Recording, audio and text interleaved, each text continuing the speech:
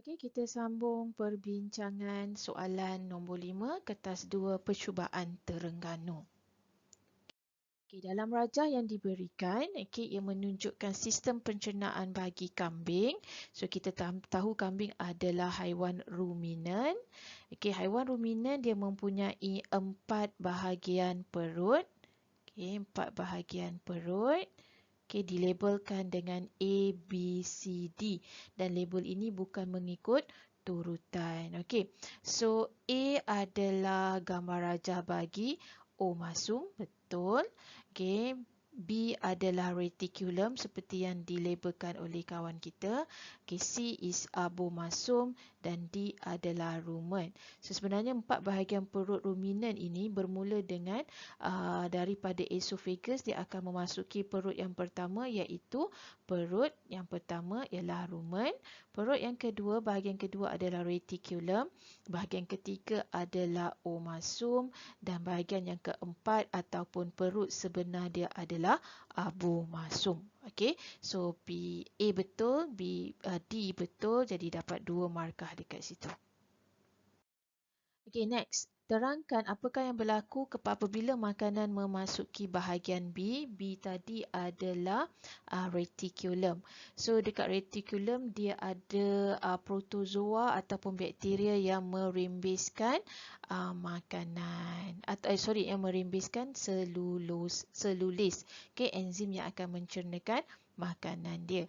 Okey, so makanan haiwan ruminan ni dia mempunyai selulosa sebab sumbernya daripada tumbuhan, maka dia nak cernakan kena ada enzim selulis. Okey, bahagian B tadi reticulum. So reticulum tadi dia mengandungi bakteria yang merimbiskan selulis. Okey. Okey, kemudian selulis tadi akan mencernakan selulosa kepada glukosa. Okey, selulosa dihidrolisiskan kepada glukosa P2, betul. Okey. Okey, tapi oleh siapa? P1-nya kita ada kat sini.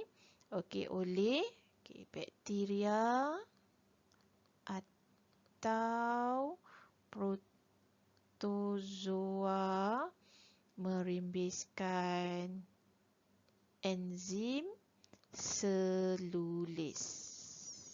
Okey.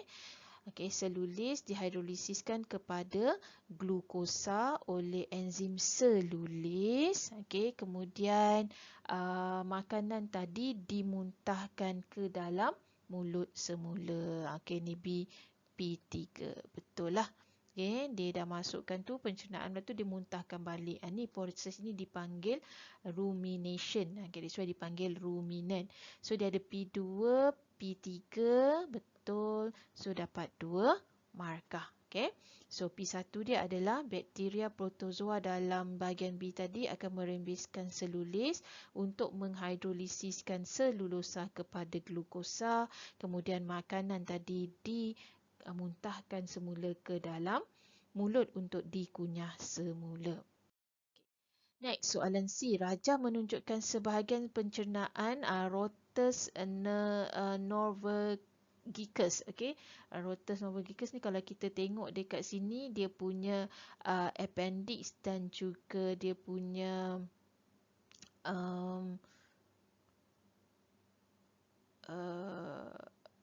yang mula-mula tu dia punya usus besar dia panjang. Okey, jadi kita tahu dia adalah haiwan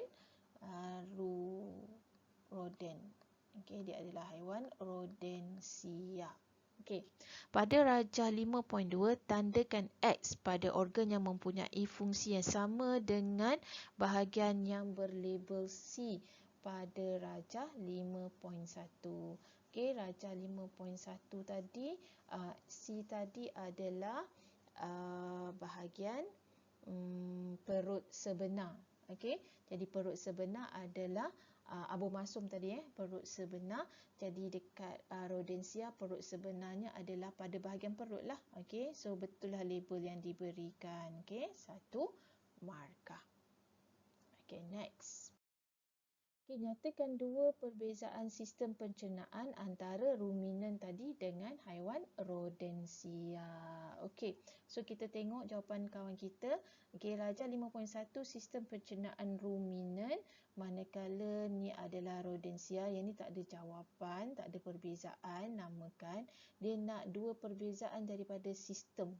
Okey, so yang ni 5.1 mamahan dimuntahkan semula ke dalam mulut, betul.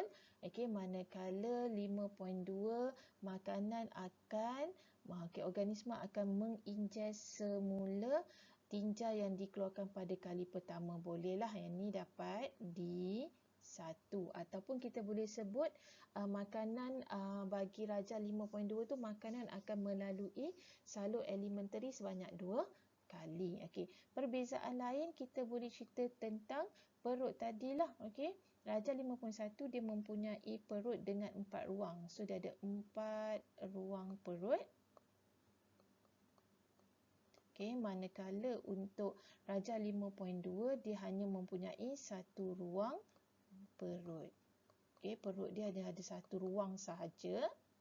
Okey, perbezaan lain kita boleh cerita tentang sikem. Okey, dekat haiwan ruminant, sikem dan appendix dia adalah kecil, tak besar, tak panjang.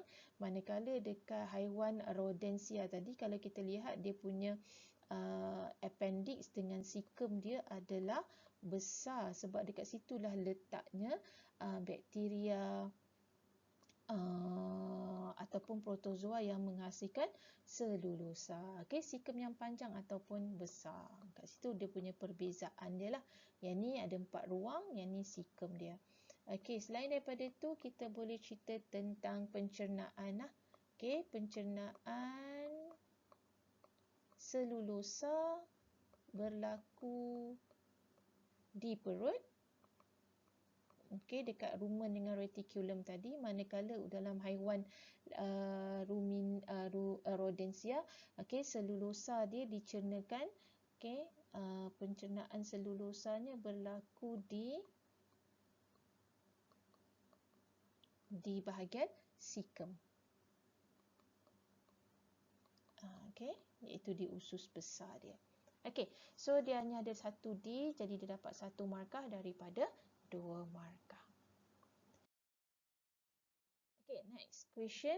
Raja 5.3 menunjukkan satu rawatan pada pokok.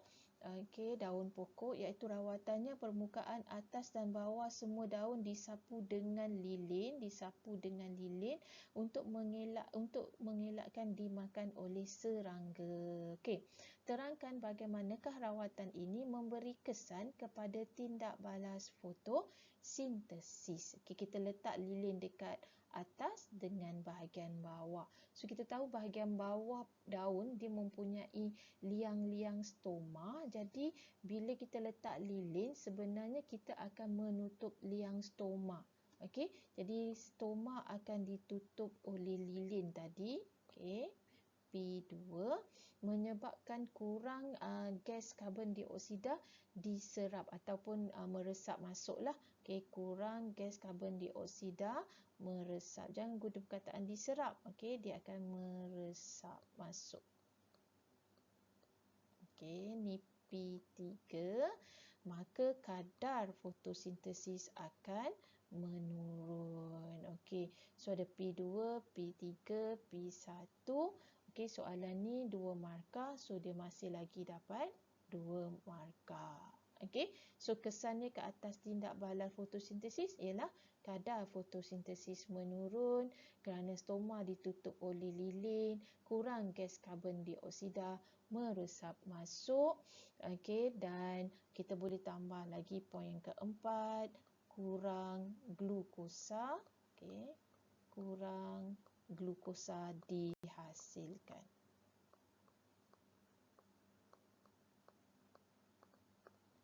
So kita ambillah markah dia mana-mana 2 poin. Okey. Next question,